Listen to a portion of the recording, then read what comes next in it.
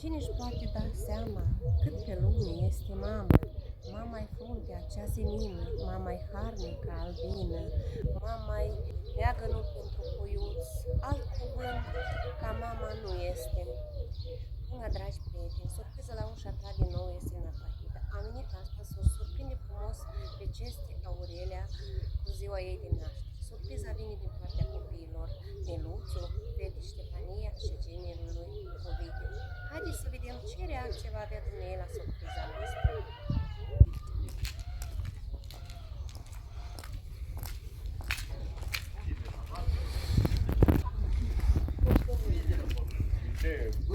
Bună ziua! Hristos a înviat la dumneavoastră! Doamna Aurelia? Da. Dumneavoastră. Astea sunt lacrimi de bucurie, să înțeleg. Sau plângeți când ne vedeți? Sper să fie lacrimi de bucurie.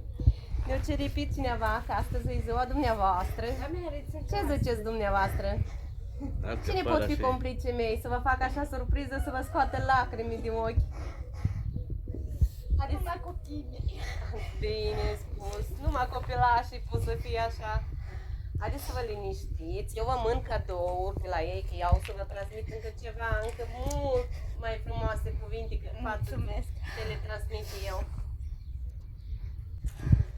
Și vă zic așa, specială, este ziua ta, iar tu ești special pentru noi. Dragă mamă, o să-ți rămânem datori pentru toată viața, pentru nopțile tale nedormite și pentru grija pe care ne-o porți. Îți mulțumim foarte mult că ești alături, fără a cere ceva în schimb. Astăzi, de ziua ta, să zâmbești. Uitați-vă, să zâmbiți, nu să plângeți. Să zâmbești mult și să-ți îndeplinească Dumnezeu toate dorințele, iar Îngerul Păzitor să te protejeze mereu. Fericire să fie fără limită, iar Dumnezeu să fie mereu cu tine. Noi te respectăm, te iubim și îți mulțumim pentru toate câte ai făcut pentru noi. Suntem noi astăzi. Pentru noi ești cea mai puternică persoană pe care o cunoaștem. Astăzi este rândul nostru să-ți arătăm respectul prin această surpriză. La mulți ani, scumpa noastră mamă, cu drag copilașii dumneavoastră. Le mulțumesc din suflet pentru ceea ce a făcut. Deci nu m-am așteptat.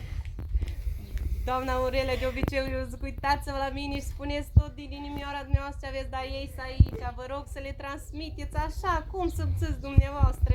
Din suflet le mulțumesc. Mulțumesc, mama. Nu, gata, nu mai plâng, erau frumoase. Astea sunt lacrimi de bucurie care noi suntem încântați să le vedem. Din suflet și din inimă, mulțumesc.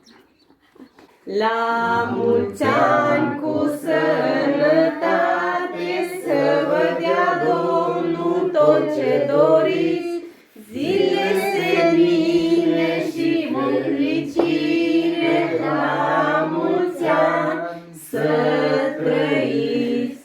Mulți ani trăiască, mulți ani trăiască, la mulți ani.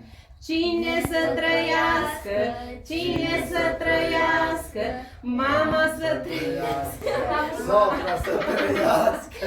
La mulți ani și noi din partea surprizei la ușa ta, vă dorim acest buchețel să ne țineți minte că am fost la dumneavoastră. Să ne întâlnim și la 100 de ani. Doamne, ajutor în Dumnezeu. Să vină odată că nu mai este ceva.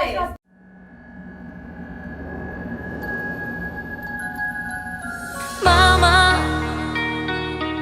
încă nu ți-am spus că nimic nu-i mai presus decât însemn tu pentru mine. Mă cuprinde teama, teama că ai să pleci pe meleaguri gri și reci de lângă mine. Mama, încă nu ți-am spus că nimic nu-i mai presus decât însemn tu pentru mine. Mă cuprinde teama, teama că ai să pleci pe meleaguri gri și reci de lângă mine. Cei mai sinceri ochi și o față prea blândă, palmele ridate, bătute de atâta muncă. Nu ți-am spus-o, mamă, dar în inima ta știi, ești cel mai bun exemplu când voi avea copii. Prea mulți oameni au bătut la ușa sufletului meu, dar numai mama a rămas atunci când mi-a fost mai greu. Am văzut bărbați, femei ce se mănâncă între ei, vocea ta îmi repeta: mamă, tu nu fi ca ei. Nu-i deloc ușor, mi-e frică de gândul că odată tu nu vei mai fi. Anii trec în zbor, o viață n-ajunge, e prea scurtă să-ți pot mulțumi.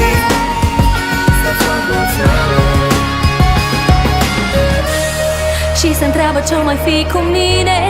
N-am sunat-o de câteva zile. Nu-ți fă griji, încă sunt bine, am să mă întorc acasă și ai să fii mândră de mine, mama. Mama,